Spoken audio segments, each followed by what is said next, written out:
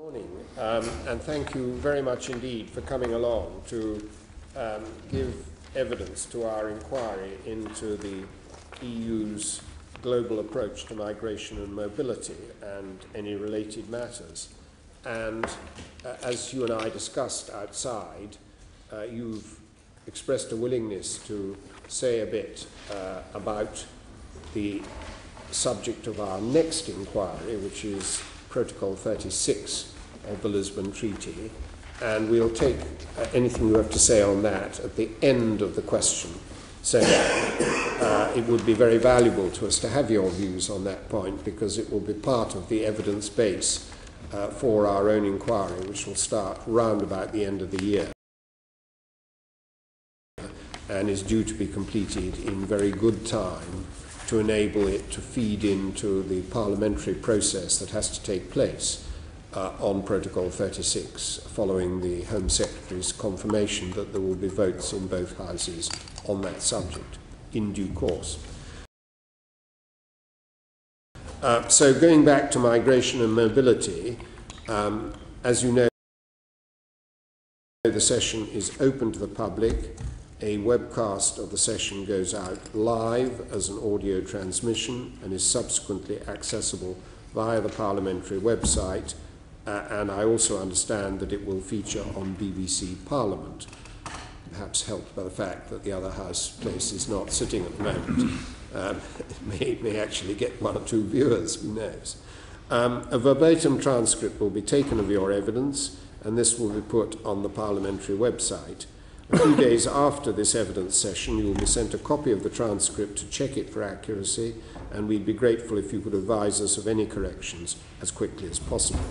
If after this session you wish to clarify or amplify any points made during your evidence or have any additional points to make, you are welcome to submit supplementary evidence to us.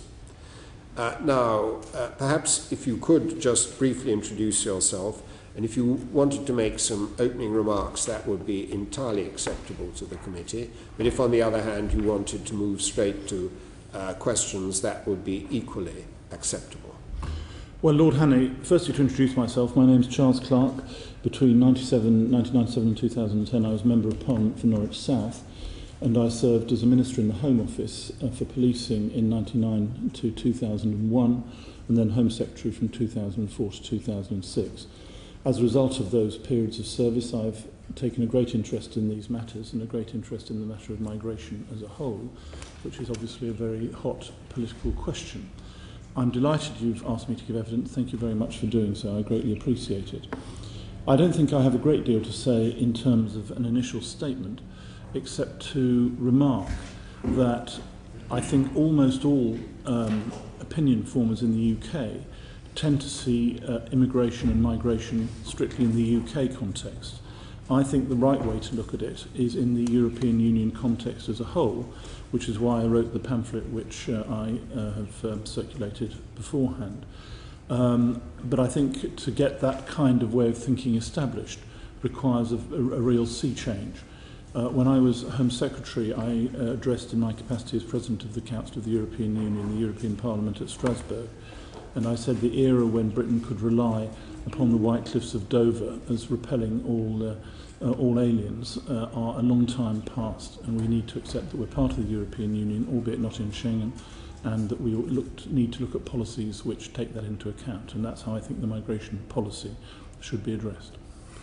Yes, well, this committee, in an earlier report that we did on the internal security strategy of the European Union, which of course includes a whole range of issues much wider than illegal migration, did observe that Britain's national security neither begins nor ends at the water's edge, which is, I think, I hope reasonably succinctly expresses the view you just stated.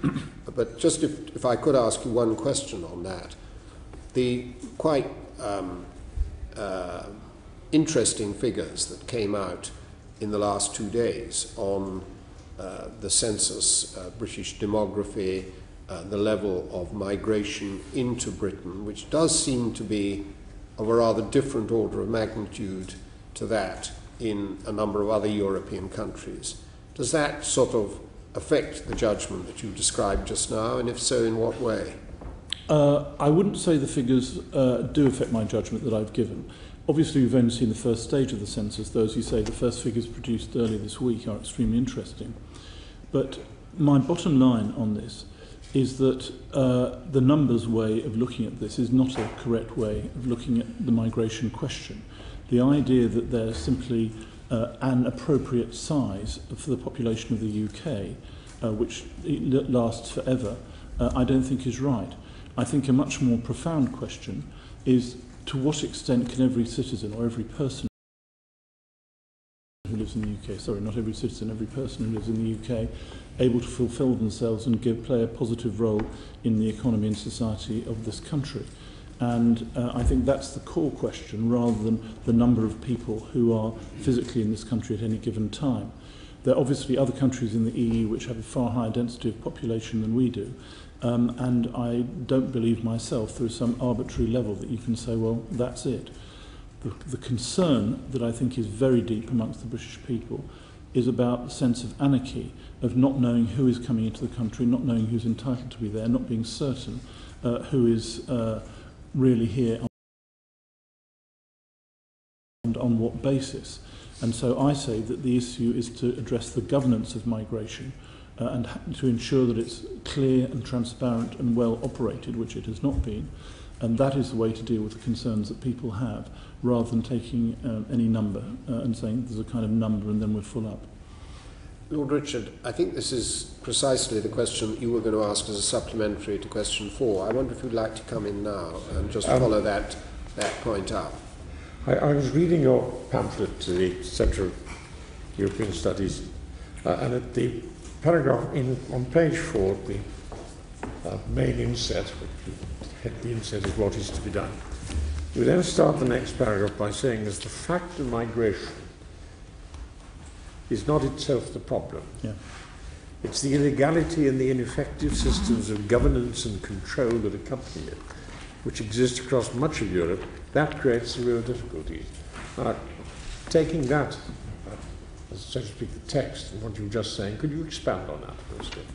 Yes. When I was Home Secretary, there were regular incidents of people who ought not to have been in this country doing things which people found appalling. A most extreme case, terrible murders of a police officer, but a wide range of other areas as well. And I thought that what outraged people was not that the people were in the country, but these were people who should not have been here. And it wasn't, if they'd been here properly and properly part of our procedures and processes, people would have accepted that. But what they felt, as I said earlier, was a quasi-anarchic sense that people were getting into the country without any basis of doing so, being smuggled into the country without any long-term commitment to the country, not putting anything back into the society, and that they felt that was destabilising to the way they saw the society. It wasn't an issue of race. I don't think the British people are massively racist right across the whole range, simply saying we don't want blacks here or whatever. Nor was it an issue of numbers, in my view. It was an issue, as I say, of a sense of lack of confidence that the government of the day, the society, had got the situation of migration under control. And that's why I focus in this pamphlet on the governance question, because I think that's the core instability that people have. And I do think there are serious issues about this. I mean, at the beginning of the Labour government, a lot of people came into the country as a result of our relaxation of the primary purpose rule, and we didn't employ enough people in our borders agency and so on to really manage the system. So you ended up having rooms this big, full of files of people who were here illegally, which hadn't been looked at for 3 or 4 years. It was absolutely terrible. And we had to address that, and it is in fact now addressed and I think resolved. But it was a massive, massive problem. But that sense that we were out of control, that we didn't know what we were doing, is what I think gives rise to the concern, rather than the simple sense that there are too many people here or something like that. Well, I'm not quite sure what you mean by governance.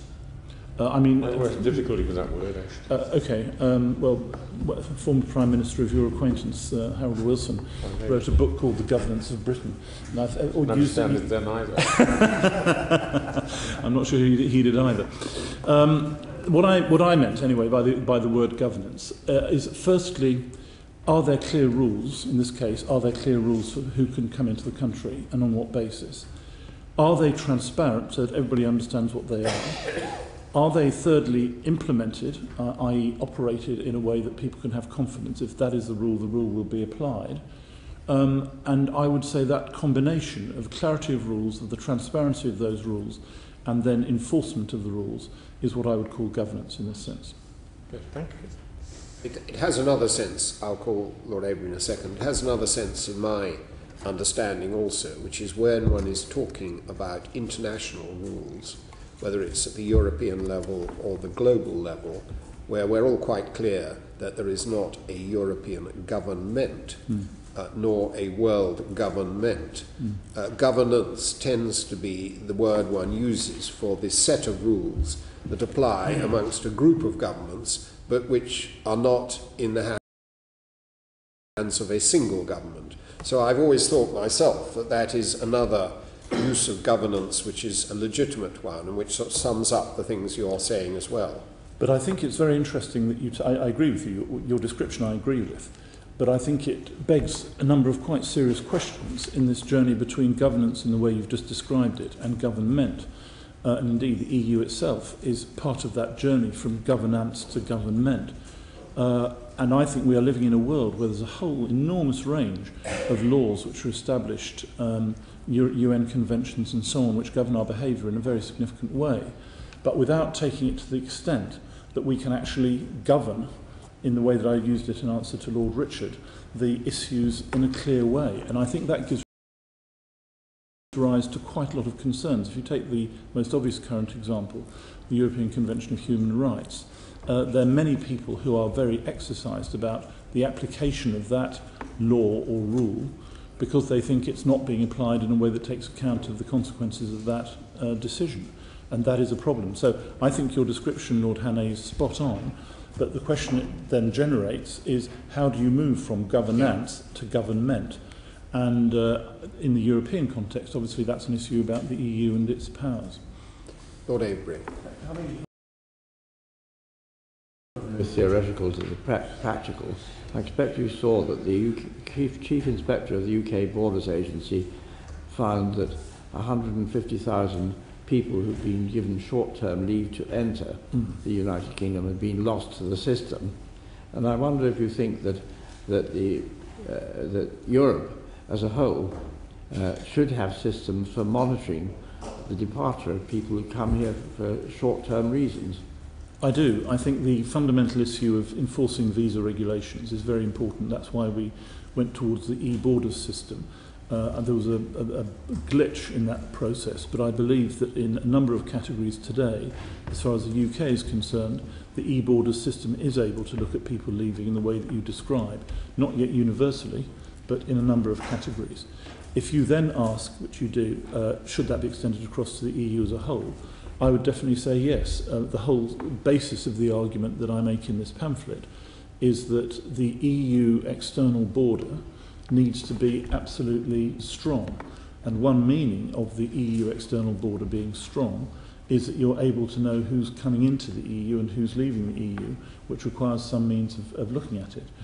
The advantage, though it's controversial in many areas, of modern technology is that it's relatively easy to do that. For example, with a biometrically based identity card system of the kind, I could produce one out of my pocket, which was illegal until this government made them illegal, is a very easy means of checking people's movements in that way.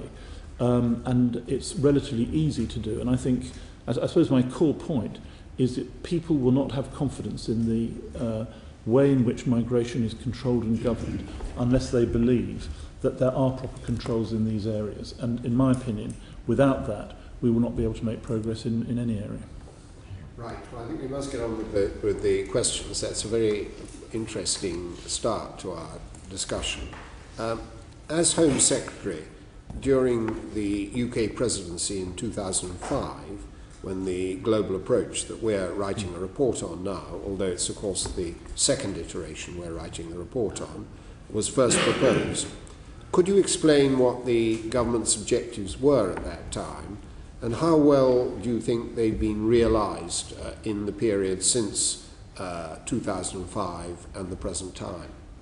Yes, the origins of this were, in my own case, I became Home Secretary in December 2004. We were looking at a general election in May 2005. I felt it was absolutely critical to establish clarity as to what the UK government's approach was on migration. And so I immersed myself in that issue for the first month or so of my Home Secretaryship, and we produced our white paper in January 2005, which set out the basis of a point system and other approaches to try and deal with it. We went through the general election without immigration being a massively controversial issue, which is what I had feared. It didn't in fact take place. And so when we became President of the European Union on July the 1st, 2005, I immediately, after our general election, I felt it was important to push migration up the EU agenda for the reasons we've been alluding to earlier. So I suggested to my colleague immigration and home affairs ministers that we really should make it our affair to put migration right at the centre of the political agenda of the home affairs area. I thought that was more important than some of the things that the Justice and Home Affairs Council was looking at the time. I'd had a specific session of it at the informal council that was held in Durham that year. And we got, for example, the UN Commissioner for Refugees to come to the council and discuss the issue. I believe that was the first time that at the EU level this issue had been addressed in the round, and eventually we got to a state of affairs where in the Hampton Court Declaration, which was the statement of the Council of Heads of Government and Heads of State and Heads of Government at the end of the year, migration was one of the key issues on the agenda, which was the first time that it had been so. Our ambition was to say that the EU was going to try and take steps to address the issues around migration, rather than simply saying it was nothing to do with them. And the position before that really was the JHA wasn't really dealing with it very much at all. There were some aspects of it, the Dublin Agreement and so on, but it wasn't really there. And so our idea was to push it up the agenda, and we thought the idea of a global approach was the right way to look at it. So you could look at the various issues in the round. And that's what we were trying to achieve. As far as where we've got to, I think that we have got a statement which is useful. I think it doesn't sufficiently prioritise and strategise, in my view. I saw the Home Secretary's evidence to this committee on this question. I agreed with quite a lot of what she said about the absence of priority and strategy in this. I think you need a much more bigger sense of priority and strategy. But I thought the statement that came out of this April's JHA Council, the EU Action on Migratory Pressure strategic statement under the Danish presidency, really took us a long way forward. When I went through that, it seemed like we really were moving towards a sense of trying to get hold of it. So I'd say at the time that you asked the question about 2005, it was simply an effort to get it up the agenda. Then gradually we were getting it up the agenda. We had institutions like Frontex being created, which were a consequence of that, and in my opinion a positive consequence of that. But it's taken a long time to get onto the more strategic approach. And I'd say the first time we've seen anything, as I say, I may have missed documents on it because I'm not actively engaged in this area so much now. But I thought the statement out of the Danish presidency from the Council last April was a real significant step forward in trying to get sharpness and focus. And that's what's needed, sharpness and focus. Yes, that, of course, statement is one of the building blocks to, based on the Commission's document that we're looking at now. Yes, indeed. Did anybody want to follow that question up, or shall no? Well, Lord Richard. Really take it on, actually, to your view of the Commission's recent communication on global approach. I mean, do you think that those proposals will improve the effectiveness of the global approach? And what do you think are the main obstacles that there are to be surmounted? Well, if you take the 4 pillars which have been set out by the Commission, I think they're fine as pillars. I'd give them slightly different ordering, they call them, for equally important pillars. I don't think they are equally important. I think the second that they mention, the prevention and reduction of irregular migration and trafficking in human beings, is more important than any of the other 3, because it is the area which gives rise, in the context of the conversation we were having earlier, of the greatest doubts and uncertainties in the population about where we stand. Remember, many people in the population see the EU as the threat on this migration question rather than a potential solution in these areas. So I think that the idea of the pillars is good. But as I said a moment ago, I don't think it's sufficiently prioritised, and I think the prevention and reduction of irregular migration, their second pillar, needs to go right up the agenda. Their third pillar, I'd make the second most important aspect of those pillars, that is promoting international protection and enhancing the external dimension of asylum policy. And I think the other two, organising and facilitating legal migration and mobility and maximising the development impact of migration and mobility, I'd say both of those are lower priorities than the other two that I've mentioned. And I don't think there is yet that sense in the Commission's approach of a need to prioritise in particular ways, obviously because the issues I've mentioned are the most politically difficult. Yes, I mean, it's the protectiveness side of the thing which you think should be at the top. Yes. Yeah.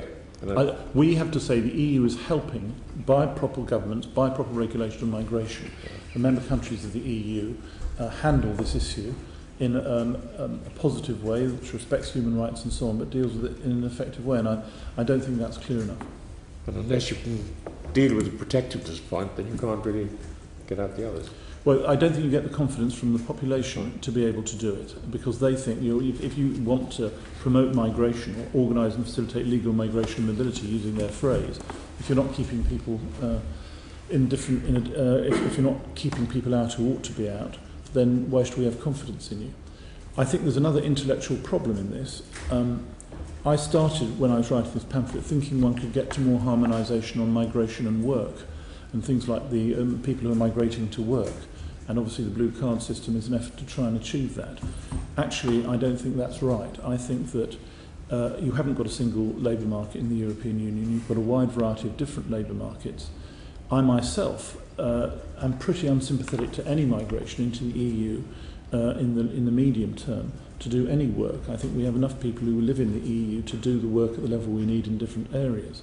And I think we should be trying to really develop a proper labour market policy to ensure that the massive number of excluded people, unemployed people, are able over a period of time, obviously it's something you have to do over time, to contribute to the society more widely. And so that's where my focus would be. But I don't think that's really accepted in the EU leadership at the moment. I think they think that we are going to continue always to need, whether it's seasonal workers or high-quality IT workers or whatever it may be, from outside the EU. And I'm doubtful that that's true, say, 5 years from now. Well, we had a lot of evidence from the Swedish Minister of Migration in this inquiry, who takes very much the contrary view and believes very strongly in a national policy of migration to work. Lord Judd. You do, of course, deal a lot in your interesting pamphlet with the need for this to be tackled in the European context. You also refer to the importance of aid and foreign policy being part of the approach. Do you think we begin to do enough, domestically and within Europe, to forecast what is going to happen globally in terms of the pressures for migration? Not at all. I mean, you have, Lord Judd, you have an extremely distinguished record in the whole of this field over the whole of your life, both in Parliament and outside. And you know about the subject better than I. But my own perception is that we need to have a much more integrated approach on a country-by-country basis, going through the aid policies, the trade policies, the investment policies, the migration policies, the foreign policy issues. And indeed, I achieved, when I was Home Secretary, a sheet that was produced, a 2-page sheet that was made available to all ministers who were having bilaterals with ministers in other countries, which went through all of these points as to what we were trying to achieve. And I believe that, generally speaking, these are all kept in separate silos and separate baskets, and people don't talk about them together in a coherent way. Part of the reason is the Home Office type issues are always rather unpleasant, because you're talking about keeping people out, or it's not as nice a subject to talk about as some of the other areas. But I think you have to deal with it in the round, and you have to say, we want a very strong and positive relationship with you in country X, and we want to do it in a way that recognises all the relationships between our countries. That's very important, but it wasn't actually my question. My question was about predicting what future pressures are going to develop and being ready for them rather than reacting to them. I completely agree, but the main pressures that come actually at the moment are as a result of events elsewhere. So the Arab Spring being an obvious recent example, or a conflict in some place, which provokes, quite understandably, massive movements of refugees and migrants. And that's what causes the issues.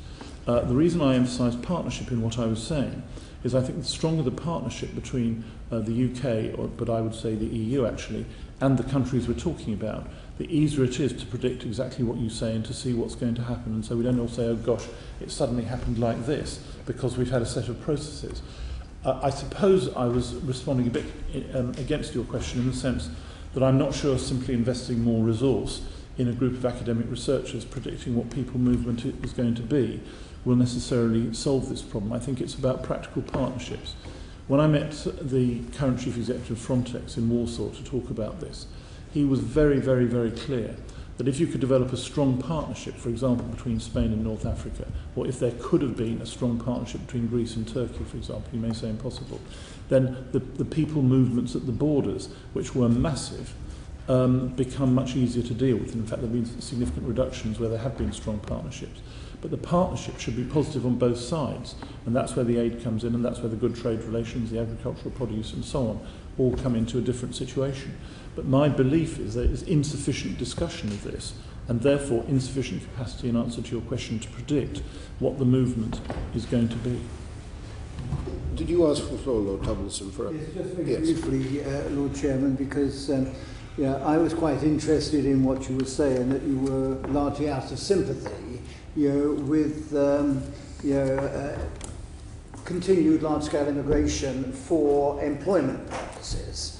But would you make some exceptions to that, where there clearly are national needs? I mean, for example, if you listen to the universities today, yes, we would have no teachers of any of the STEM subjects, were we not bringing in migrants as students and then continuing to employ them to keep those sort of areas continuing. There have to be some exceptions to it. I definitely think there are exceptions, and very important exceptions. When we established our immigration white paper that I mentioned in January 2005, a very, very key element for the UK was an ability to assess what the skills shortages were and to understand what was happening in our economy and where we needed people in the ways that I'm describing. And so I think, yes, there will be exceptions, and yes, there should be exceptions. And, for example, on the case of universities today, I think it's completely ridiculous that students are inside the migration statistics, and they should be taken completely out of it, in my view, because the restraint on what is a vital national UK interest of expanding our universities internationally is far too sharp. So I completely agree with that. I suppose what I was saying, though, the other way, is at a time when you have very, very high levels of unemployment in many countries in the EU, to say we can solve our economic problems simply by people migrating in, and let's forget those people who are unemployed in Spain or whatever it might look to be, I think is a very poor way of proceeding. And I think we've got to think much harder about how we engage those people who are currently the socially excluded in countries throughout the EU. And I think sometimes migration becomes the easy answer. Certainly for many employers, migration is the easy answer. We'll just get the people in from somewhere else, rather than focusing on the problem we've got in our own country. And so, in answer to your question, I completely think there should be exceptions. There need to be proper skills audits and proper assessments of need. I 100% agree. But I also think we should be thinking all the time, and I acknowledge it's a long-term issue, how can we improve the capacity of people who live within the EU to do the work that needs to be done within the EU. And I think getting to a state of affairs where, 15% of the population of the EU is essentially not thought to be capable of doing key jobs within the EU is a pretty bad state of affairs for us. I mean, Felipe Gonzalez had his report in which he predicted there'd be a 50 million deficit of people by the year 2050. I think that was the figure they had. And for exactly the reason you say, the ageing population and so on. But I think all of those assumptions are based on a set of views about how the social model will continue. Will people always continue to retire at 65 or 60 or whatever it is, or not? And as we live longer, will people actually work longer? And I think there's a whole set of issues here which are much more complicated than some of the reports like his suggest. Lord Clarke, I think we must move on, yes. You talked about partnerships. I mean, a core instrument of the general approach is the mobility partnership, which you characterise in your paper as modest in form. And so far there have been only 4 of them. Why do you think that is so? Why are there so few? Does it point to a fundamental defect in the nature of mobility partnerships? Well, I fear that I think that it does. I'm in favour of mobility partnerships. They're positive things, they're a strong idea. But fundamentally, what you're talking about is the countries concerned doing a large amount of bureaucratic work for not much outcome at the end in terms of numbers of people. And if you're looking at the movements of people, you're really talking about quite small numbers. I don't know the details on the particular countries that you mentioned, but it must be a very small number of people in terms of the overall migratory issues that, for example, the UK or any of the other major EU countries are trying to address. And so you're putting a lot of effort into that basket for not much bang for the buck at the end in terms of having impact on your overall migration position. And that's why I think people think, well, is it really worth it? And this sounds terrible, but my experience is people think it's a good idea, we should do it, it's fine, it's all okay. But there's no real enthusiasm for it because people don't see it as really cracking the big issues that people feel they have to deal with in migration in their countries. Now, I don't wish to damn them by saying that, and I probably have damned them by saying that, but actually you've got to make for a much more substantive arrangement that really can work properly. If you're in Poland and you talk about Ukrainians coming to work, for example, in Poland for seasonal employment, that's an important part of their economy. It appears to work well. Nobody's got any complaints about it. Nobody's worried about the people coming through. I think that's probably true in Spain and some of the people coming from North Africa in the same kind of way. They're not really seen as mobility partnerships, and a mobility partnership is seen as something that makes those movements relatively bureaucratic rather than working in the way that migration normally does. Yes, well, this committee, in fact, took the view on the issue of seasonal migration, that this was a subsidiarity issue and it was really much better left to individual countries to determine that one. Well, as you'll see, Lord Hanley, in my pamphlet, I argue in the whole of the migration to work area, subsidiarity is the right way to go. Yes. Because, I mean, there may be some exceptions at the top IT levels or something, but fundamentally, I think the idea of an EU migration to work policy, a points-based system for the whole of the EU or something, is just pie in the sky. I think you just can't get there at the moment. Thank you. Lord Mackenzie. Thank you, Lord Chairman. Morning, Mr. Clarke. Hello. You mentioned earlier, I think, that clearly it is a political hot potato, immigration. I think we'd all agree with that. Given that, throughout Europe, I suppose, what scope do you think there is for more harmonisation of migration policies within the Union? Firstly, I think it's important to realise, as I didn't before I started doing this pamphlet, that migration is not an equally hot political issue across the EU. It's a massive issue in Northern Europe here, Scandinavia, Benelux countries, and it's a big issue in Italy. If you, on the other hand, you go to Poland or Germany, much less preoccupation about it as an issue. And there's an interesting political question about the nature of the debate about migration in those countries and the extent to which the society has an overall shared approach. That said, I think there are a number of areas where we should be the EU should be increasing its work. Firstly, in the migration to reunite families, the rules about what are the rules according to which people can be reunited with their families. What is a spouse? What's the age of a spouse? What grandparents can come? How extended is the family? And so on. These are very different in different countries of the EU, and I think there really is a strong case for having a harmonised approach there at an EU level. Secondly, asylum policy.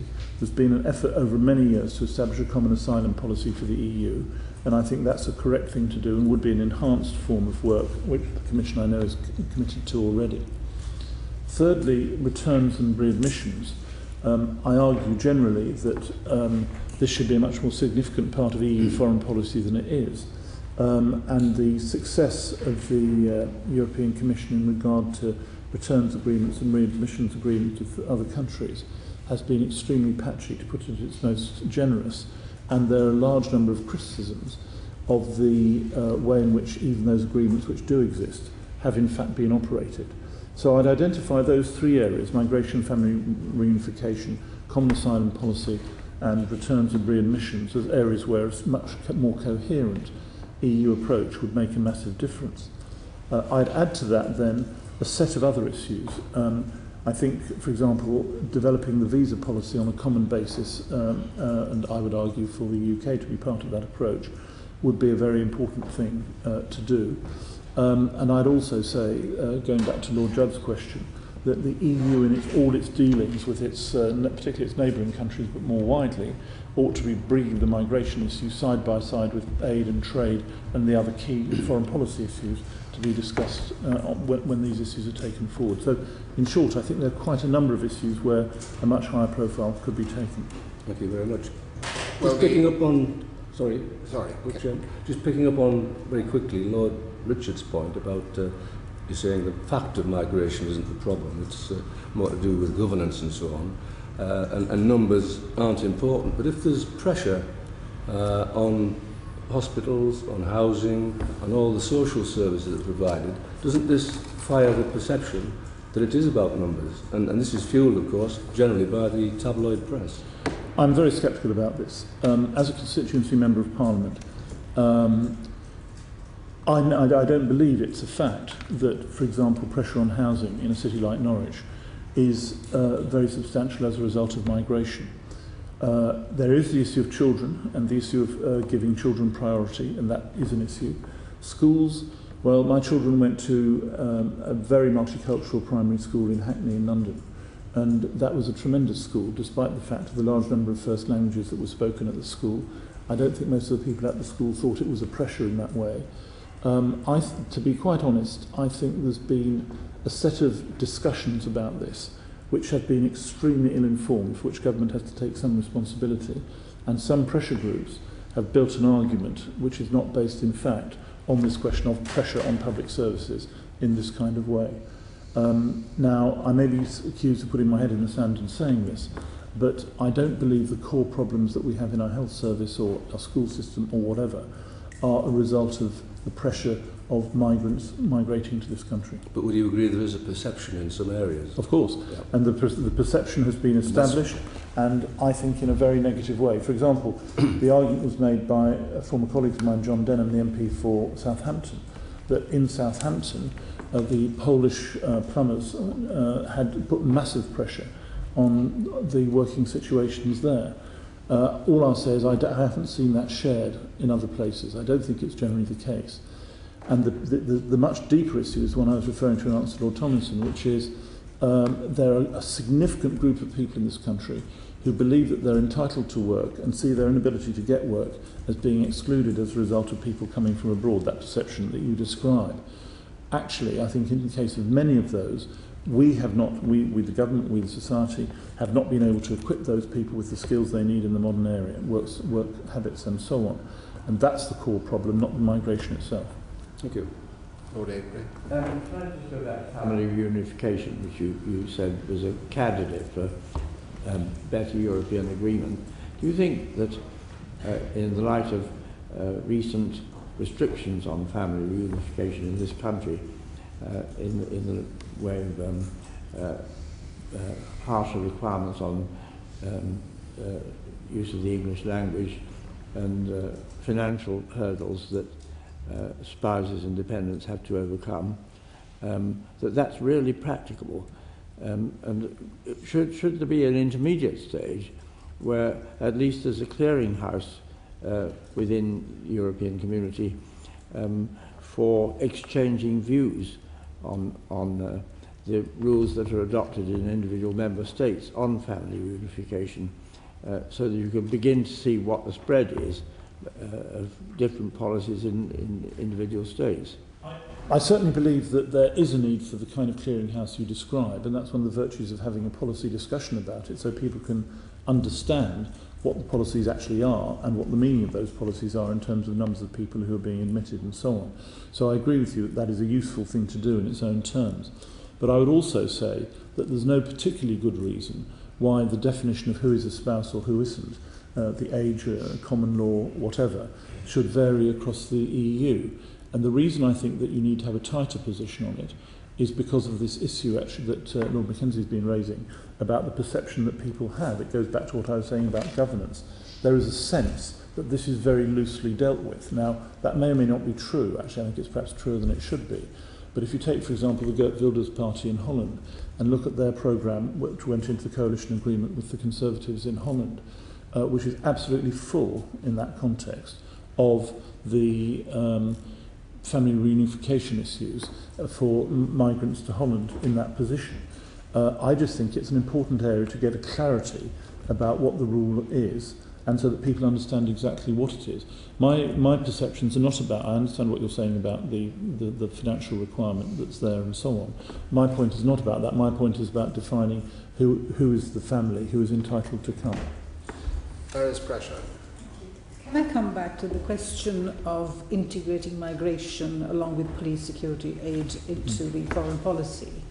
Because you've touched that twice.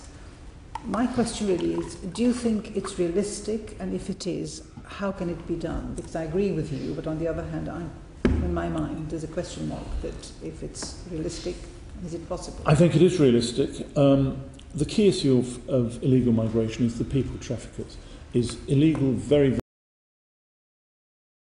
very wealthy syndicates with tremendous power. And the question is, how do you break them? And you can only break them through proper police cooperation with governments in those areas. There has been some success. Frontex has had some success, for example, on the Greece-Turkey border in attacking the criminal syndicates there and have been able to make a number of different arrests. But what is required is cooperation and intelligence. Now, can you get cooperation? And you asked me whether that's an overambitious hope. I think you can get cooperation, provided we are ready to provide resources to help make that go. Resources, by the way, which are very well spent, because at the end of the day, if we succeed in keeping out the people trafficking organisations, the criminality, that saves us a great deal of resource in our own terms. Can you share intelligence in these situations? More difficult, because sharing intelligence is entirely a question of trust and whether people are ready to trust others. And if you take, for example, the Western Balkans, there are a lot of issues of trust around as to whether you can in fact trust the police and security forces in some of those countries, or have they already been infiltrated and taken over by the organisations I'm describing. So it's a hard process, and you can't just click your fingers and do it, but I think by a serious strategic approach, you can make a good deal of progress. If you look at the latest Europol strategic threat assessment of crime, they identify 5 centres across the EU, which are the big 5 areas where they think people trafficking is coming through in very large quantities. And what you need is the police in those areas to work together to attack that and to give no space to the criminal organisations. Can that be achieved? Well, I think it can. I think there is a big question of resources. The example I remember very well was Operation Reflex, which I remember visiting their operations in Bulgaria and Romania. And it was a tremendous operation which was succeeding in stopping whole lorry loads of people being shipped from beyond Turkey, ending up in Northampton, by a police intelligence-led operation which was working extremely well. But that money was only able to fund it in Bulgaria and Romania at that time because they weren't yet in the EU. Within the EU, doing it in Greece, there were no funds available to do it, and you couldn't make it happen.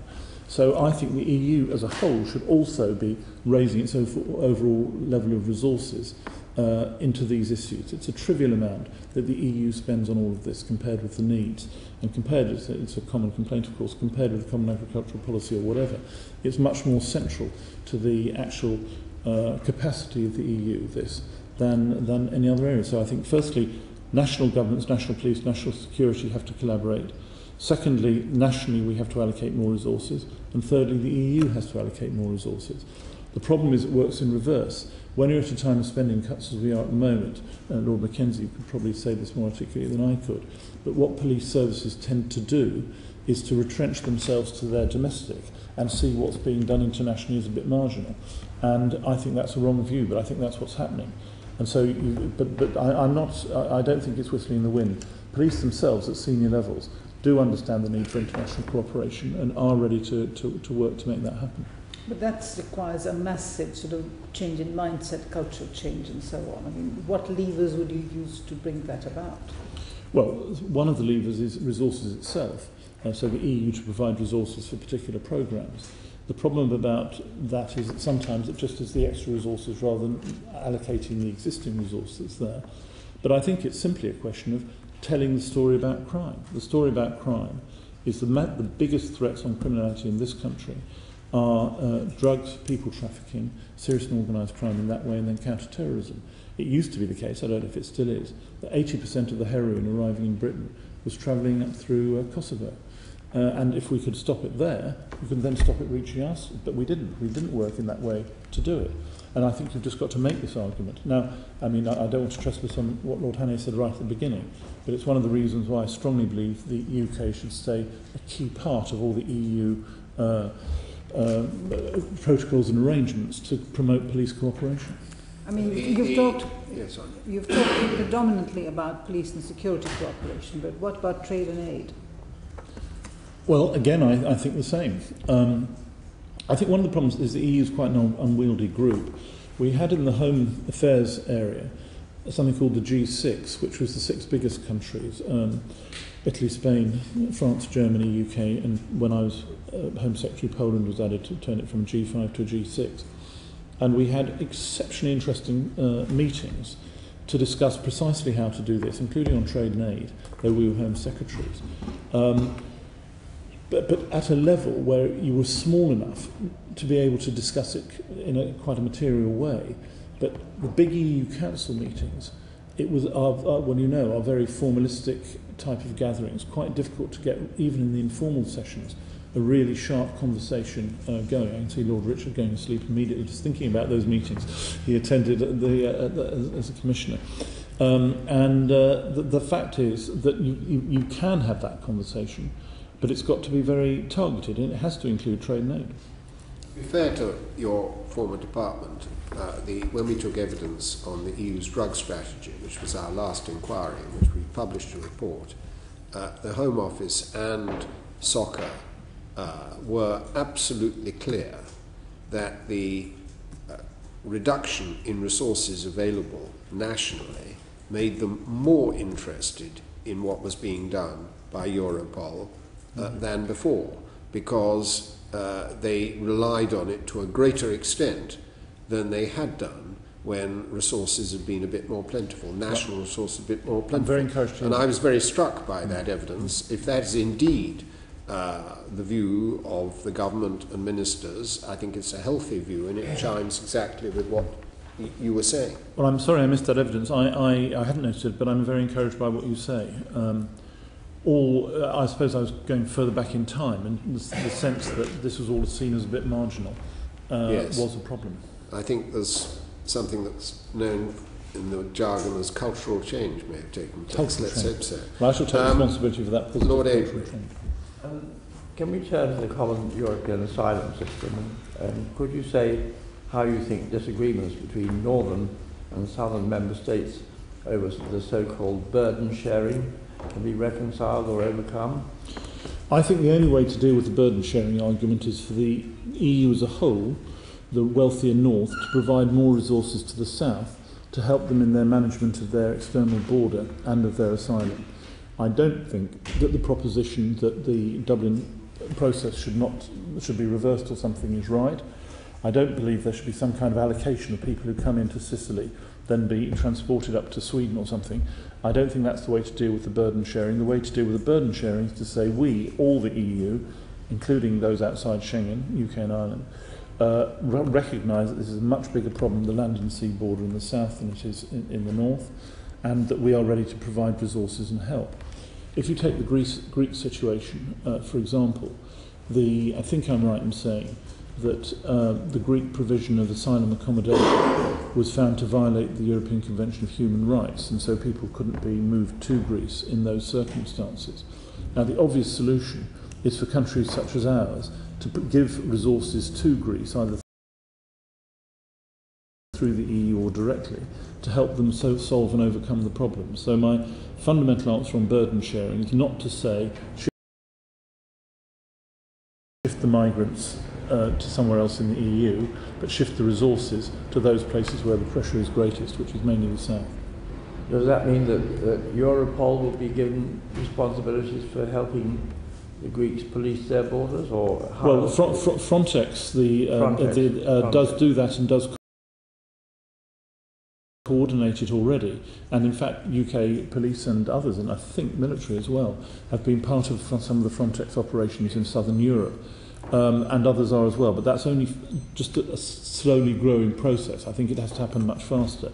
On the specific asylum, ESO, the European Asylum Support Office, sorry, I may have got the acronym slightly wrong, is ready to work in that area, and I think there's a case for it doing so. Can I ask then, I know you've argued that the Commission will have to show more willingness to take Member States to the European Court of Justice if they fail to implement common asylum rules. Can you see any prospect that this will happen? I thought no. A year ago, 2 years ago, I said no. But I think Commissioner Cecilia Malmström I think she's an excellent commissioner. I think she's done a very good job in this area. And by her statements in this area, she's trying to move it up the agenda the whole time. I can imagine a situation in the next 2 or 3 years where states would really work much harder to enforce the agreements that are there. The problem about most of these agreements in the past is they've been not quite dead letters, that's an exaggeration, but not necessarily enforced as rigorously as they need to. And I'm arguing there needs to be rigour in these areas, and that's why I think the case for people taking people to the European Court of Justice is there. I would say it's not likely right now. It's more likely now than it was a couple of years ago, and in 3 or 4 years it will be more likely still. Lord Tomlinson. Earlier on you touched on e-borders and the problems and the imperatives of the system of securing external borders. But do you believe that the EU can secure its external border while at the same time respecting the human rights of migrants? And here I'm thinking particularly where you get mixed flows of both asylum seekers and economic migrants, and very difficult for the authorities to determine which is which. I think you can. I mean, let's remember, as far as the external border is concerned, that a year or so ago, I think I'm right in saying more than 90% of the people coming illegally through the EU external border, the Schengen, I should say, external border, were coming through by the Ebro River between Greece and Turkey, more than 90%. And the big flows that there had been from West Africa to Spain and from North Africa to Italy and Malta were reduced to a very small flow as a result of agreements and partnership between the countries concerned. The Arab Spring put a bit more pressure on that, and there's still some issues right at the moment of issues which are in there. But I think it is possible to deal with it. On the human rights aspect of it, I think the core issue that is the human right is the right of an asylum seeker to have their case for asylum judged quickly and effectively and taking full account of the circumstances of both themselves and their country. And the biggest failure of most of the governments in this area, including our own for a long period of time, was that we didn't make that judgment either accurately or quickly over a long period of time. For example, in the UK, there were too many judgments being made by the Home Office and by the Borders Agency, which were being overthrown by the courts because they hadn't been properly considered in the right way. So the right, which I would say is the central right for the asylum seeker, is to have their case dealt with properly. And that's largely about having a good bureaucratic system that does, as you say, take the different cases of the mixed flows of people and assess their individual circumstances in that way. It is massively difficult for governments to do that properly, but there's no way around that. You simply have to do it. I think the more shocking abuse of human rights is the death of many asylum seekers at sea or in whatever circumstances. We had a terrible case when I was junior minister of 50 Chinese people being trafficked and dying in a container crossing the channel. Appalling situation. I went to see the container shortly afterwards. It was a shocking thing. And those rights where people are losing their lives as a result of incorrectly policed border, I think is a much more serious abuse than some of the abuses that others are concerned about. In terms of the proper bureaucratic system for determining asylum cases, would you hypothesise a time limit that should be placed on that? I wouldn't put a time limit in at this stage, but you're right to do so. I think it's reasonable for there to be a time limit during which people's cases are heard. The real problem is that the systems of many of the countries aren't capable of dealing with that, and therefore a time limit would be completely arbitrary. But actually, I think a goal of policy ought to be, and it's one of the cases for a European common asylum policy, ought to be that cases of applications for asylum are heard in a defined period and properly heard. I think being properly heard is very important, i.e. that the genuine issues of the asylum seeker are understood by the agency in a proper way, which is a highly skilled and technical job, obviously. But I think there's no good in putting in an arbitrary time limit. I think there's a case for what in the jargon might be called a key performance indicator, where people are, where you're trying to move towards a situation doing it on a certain timescale. But, and I come back to the point, it requires investment. And going back to Lord Avebury's question about burden sharing, I think that's exactly the kind of area where you could really look at the northern countries doing more to help the southern countries where the pressures are the greatest. Yeah, I think there's going to be a new case when Croatia enters the European Union, because the European Union will then acquire an extremely long border with Bosnia-Herzegovina as a result of that, 800 kilometers, which will be very difficult for the Croatians to handle. That is very much, I think, what you're talking about the sensible thing to do is for the northern and western member states, as it were, to provide some resource to help these countries to handle it, rather than to try and have a system for spreading the asylum seekers around. Well, two things. I had an interesting conversation with the head of the region office of the Institute of Migration in Brussels a couple of months ago, who'd just been to Greece to see the situation. I think the IOM, if properly resourced, would be ready to help in Greece to ensure that they could operate more effectively. I think that you could find other non-governmental organisations ready to help make that go. Secondly, of course, the Croatia example is the reason why I argue that we should move as rapidly as we can to all of the Western Balkans acceding to the European Union, because I think our border would be far more defensible. And I applaud the process which happened in the visa negotiation between Schengen and most of the West Balkan states, which led to West Balkan visas being accepted within Schengen, because the other side was a massive reform that those countries had to go through. Bosnia-Herzegovina, for example, had to go through in order to be able to do that. They had to reform their systems, establish them in a proper way, and all the rest of it. And that was a massive process for them. The UK, of course, is stayed completely outside that approach, and we haven't been prepared to do what Schengen's done in relation to visas from the Western Balkans. But I think the best way to defend the Croatian border would be for the other West Balkan states in that region to have good systems themselves and to operate effectively. And we should be doing what we can to help that. And I'd say accelerating their membership process to the EU would be a good way of doing it. Right, Lord Judd. You argued that the European Court of Human Rights and the UN Refugee Convention were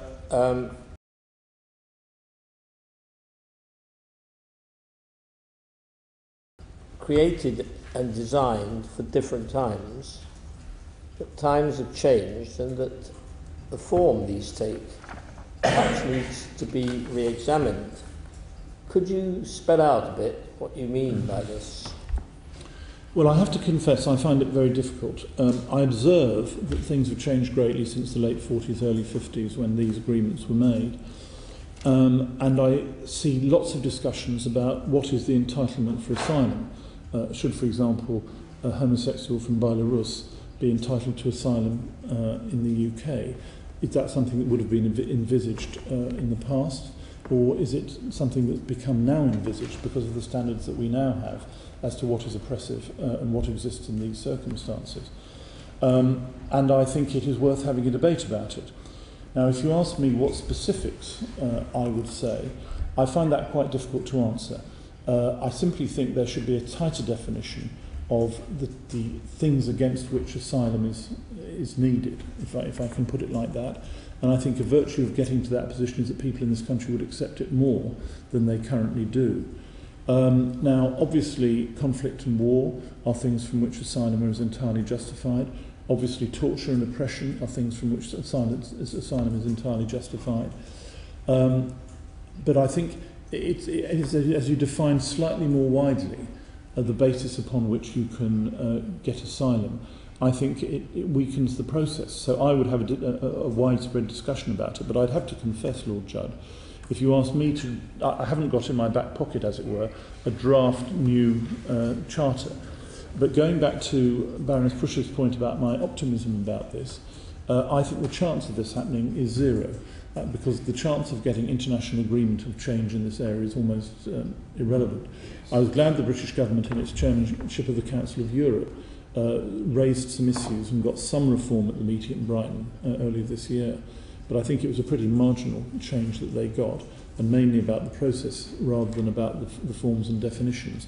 So I put this in as a point for discussion, as it were, rather than as a charter for action. Because but some of your observations seem to show a good deal more exasperation than you just expressed. And I mean, you've used terms like the silliness of some of the messages coming from European institutions, and you've talked about the questions around the way in which the 1996 Shahal judgment was used. Yeah.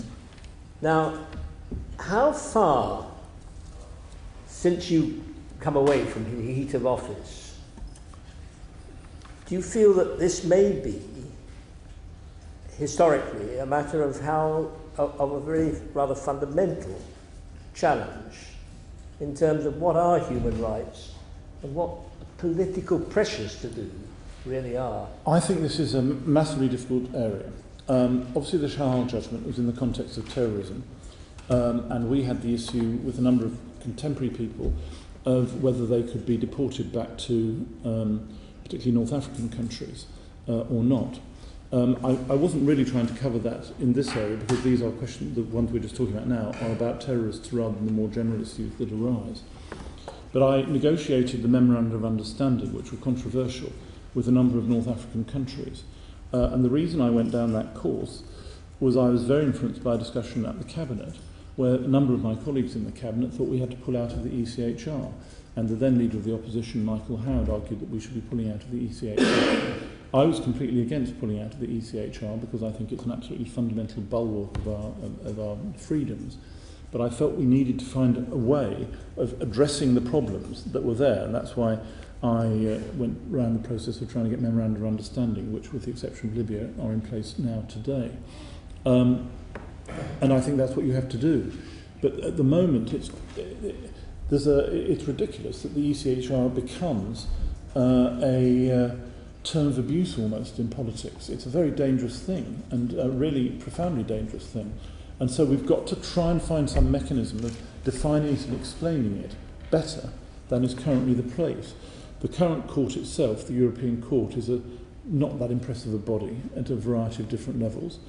I was at a private academic seminar in the last year with a number of members of the Supreme Court and senior politicians, and a number of the people there, much more legally qualified than I, think it's inevitable that we will leave the ECHR because the tensions are so great. Now, what I was doing in putting my point in, which you've asked the question about, is to say this is something we've got to try and get hold of and talk about seriously. And because these things seem to be frozen in aspic, we can't talk about them, but the danger is we end up moving out of it altogether. But you would say that in that examination, it would be necessary to repeatedly point out in capital letters that this is about making them more effective, and it's not about reducing the moral, ethical Absolutely not. demands of justice. The answer to your question is yes. We have to absolutely maintain the principles, its core, but then we have to discuss more to what extent are we saying that certain things mean that you can genuinely seek asylum from another country. And that is not part of a kind of xenophobic approach, that we don't like bloody foreigners telling us. No, I think the reverse is true. I think the xenophobic approach says we've reached a utopian society in Britain, which we all have worked for over all these years, and those North Africans or those whoever's can never get to our utopian society, therefore you can never get a fair trial there or whatever. The most terrible case when I was Home Secretary was with France, where there was we couldn't extradite somebody to France who alleged to have committed a terrorist attack, because the courts here said you can't get a fair trial in France. And they required the French government to come and give evidence about how their system worked. And I talked to Sarkozy about it. He was the Interior Minister at the time. And he said, we're not going to go to... I said, you've got to come over and you've got to send somebody to the court to say you do get fair trials in France. He said, we can't do that. The pride of France is at stake. The idea of us going to a foreign court saying this, and I understood his position, by the way, but finally he agreed. And then they did it, and then the guy was extradited and tried properly in France. But it was because our system believes that only in Britain does it work and do you have a fair system, and all the other systems don't work. Sorry, I'm on my high horse about it. I'll get off it. If I remember rightly, that case is a case which could not now occur because of the European arrest warrant. It wasn't just the arrest question. You're right, but it wasn't just the arrest question. I think the arrest warrant probably would have solved it, but it was also, this was particularly an extradition case, and I think if that person had been arrested with a European arrest warrant at the outset, that would have been, you're right, that case couldn't have arisen. Yeah. Lord Bridgman. Thank you, Lord Chairman. Mr. Clarke, I think it's appropriate this is for the last question. Do you believe that the UK can continue to contribute constructively and effectively to the EU's migration policy when it has not opted into many of the legislative measures undermining that policy? And do you believe that the UK should at some stage become a full member of the Schengen area? You mentioned Greece has got a fairly bad press in your pamphlet. Do you think that situation should affect the timing of our entry, where you've got one clearly weak link in comparison with the generality of the rest of the Schengen area? 2 points really, Lord Bridgman. First, I think it's distasteful, in a sense, for us to go on about how the rest of Europe should govern itself if we're not prepared to participate fully in the process. I argue that in the economic area, but that's not for this committee. But I also argue it here. And we try and get the benefits of the cooperation without being ready to kind of fully put in, if I can put it like that. And so I do believe that we should be opting in to the range of justice and home affairs measures, I think 130 of them or something like that, fully, and being full participants as much as we can. And I think we'd be much stronger if we did so and more secure. I've gradually evolved my position on Schengen. I used to hold the view on Schengen that we ought to join Schengen when two conditions were met. Condition one, there was a genuinely strong and secure external EU border. And condition two was that we had ID cards established in this country, which I thought would be a help in controlling the situation. Condition two I've dropped because the government has dropped it for me. Condition one remains, and it's exactly your point about Greece, that if we aren't confident about the security of the external border of the EU, then we shouldn't join Schengen. But once we become confident of the strength of the external border of the EU, then I think we should join Schengen, and there'd be a large number of benefits to our security which would arise if we did so. I think the most profound weakness of the EU external border at the moment is the Greece-Turkey border. Not any of the other borders. There are always issues in the other borders. And so I suppose feeling confident that that had been properly resolved would fill that condition. But my fundamental view is that we should join Schengen and seek the conditions to make that happen. Can I just ask a supplementary? It was Greece-Turkey border I was talking about. I think you refer to the possibility of, as it were, a trade-off, a carrot, that Turkey should have a rather easier visa entry into the EU, and therefore have influences in Turkey. Is that a step in the right direction? I think it is. I mean, the trade-off on all the visa issues, is we will allow visas provided the country from which the people are coming has got proper systems themselves and proper records and systems that operate. That was the trade-off that was done for the Western Balkan states, and I think that's massively improved the administration of these issues in those countries. With Turkey, I think there's a great desire on the Turkish part to be able to work in that way. We have a desire, for example, on readmissions agreements and things like that, to be able to have a much better relationship. And I think if you had a full negotiation around all of these issues, you could get a package which was beneficial to the UK. Unfortunately, in the case of Turkey, there's firstly a problem with Greece, and both Greece and Cyprus make it very difficult to deal with Turkey in an effective way on this matter for the whole EU. But then for the UK, for Turkey itself, their sense that the EU's messing them about, I think, is making it very difficult to engage them in the way that's necessary in these ways. I think that's become worse over the last 3 or 4 years. And in a way, I don't blame the Turks for this. I think they're trying to establish their own position, develop their own economy. And we, the EU, are not making it easy. Well, I think there is some hope that the readmission agreement with Turkey will now go through. Yes, there is. Yes. That was some very good work was put in by the Danish presidency just before the end of June, and I think the processes are now turning for that, which would be a step forward. Yes. I would only add, in relation to your two conditions you had for joining Schengen, that of course the coalition government, has now introduced a third, which is a requirement for a referendum. Well, I'm against the I can't remember what it's called, the Europe Act of 2011 or whatever it was. I thought that was an appalling piece of legislation and very damaging in many ways. But the whole discussion of referenda on EU matters is one. I don't know if you're going to have a special evidence session on it, but I'd be more than happy to contribute at some point if you do. Absolutely. Could we now just, as a kind of tailpiece, move to Protocol 36? Thank you very much, by the way, for all the answers you've given on the other questions, which will help us a great deal in our inquiry. But Protocol 36 is, of course, looming in the sense that it's ticking away. By May 2014, the British government has to declare whether or not it will accept the European Court of Justice's jurisdiction on all those pieces of legislation which were adopted before the Lisbon Treaty came into force. That's the 133, which I think you referred to in one of your earlier answers. It doesn't, of course, affect legislation that has been introduced since the Lisbon Treaty came into force, where if we opt in, we are ipso facto accepting the European Court of Justice's jurisdiction as from, I think it is, November 2014. But it's those 133 pre-Lisbon instruments, legal instruments, which are covered by Protocol 36, and which we will be writing a report to help the House of Lords at least take the decision that the government has decided to put sometime between now and May 2014.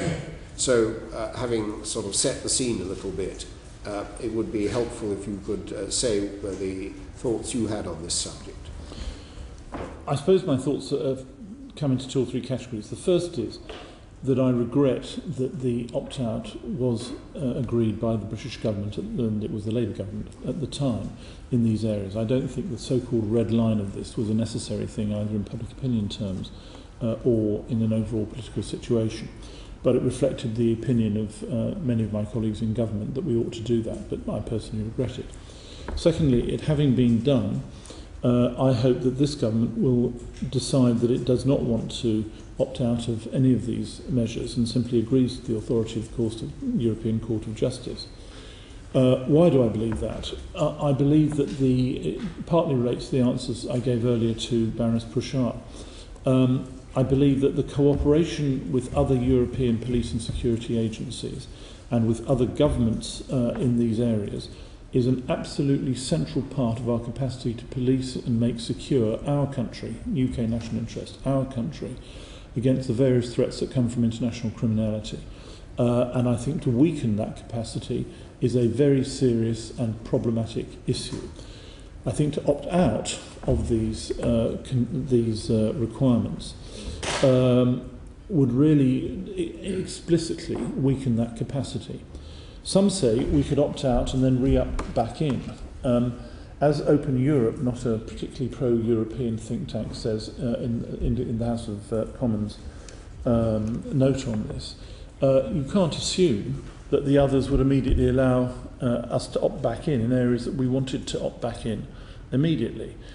Probably they would, because they'd see an interest in the whole situation, but they wouldn't necessarily do so, and we'd be engendering a massive process of uncertainty and turmoil at precisely the wrong time. So I absolutely hope strongly that they will decide not to take that course of action.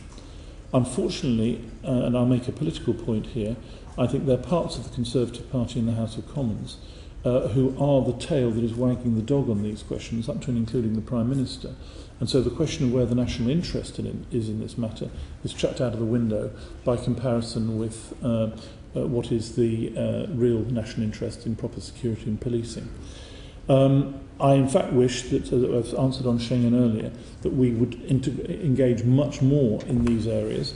And I think the approach that's been suggested will be very damaging. Well, thank you for that evidence, which we will put on one side and will become available to us when we do our next report, which is going to be on that particular subject. And if when we issue the call for evidence, you felt able to give us some written evidence on the particular individual issues where you think the national interest is directly involved, among the 133, some of which, of course, may have been overtaken by then because there may be subsequent post-Lisbon instruments. For example, on Europol, we believe the Commission is going to make proposals which will include post-Lisbonizing, if we can use that terrible phrase, Europol, but also introducing a cybercrime centre, which this committee and the British government strongly support in Europol. And that is one example of something that might disappear from the list.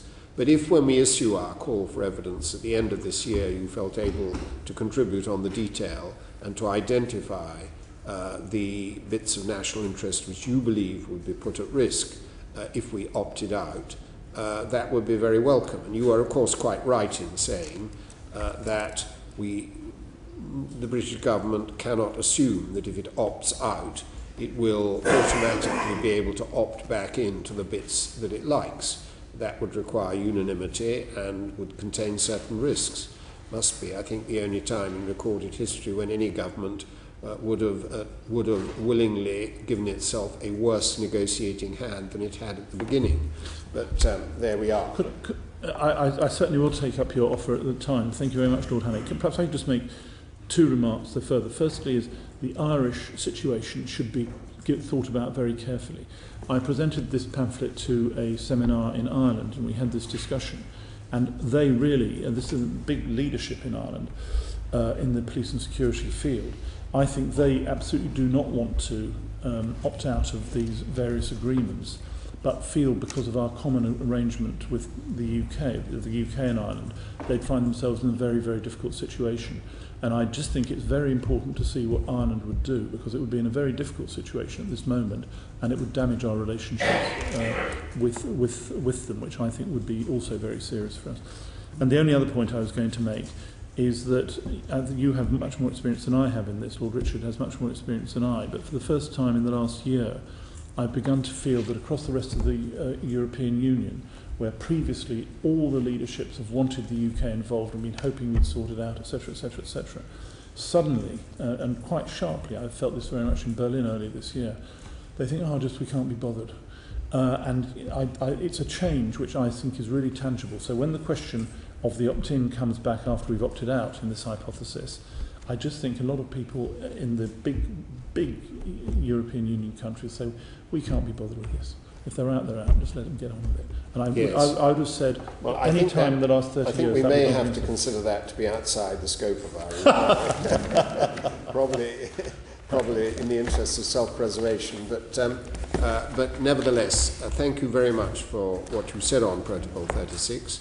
As I say, we'll store that away and use it, and we will make sure you get the call for evidence, of course, when we issue it in due course. And meanwhile, thank you very much for a really valuable amount of evidence, which we've greatly enjoyed. Thank you very much, Lord Hanley.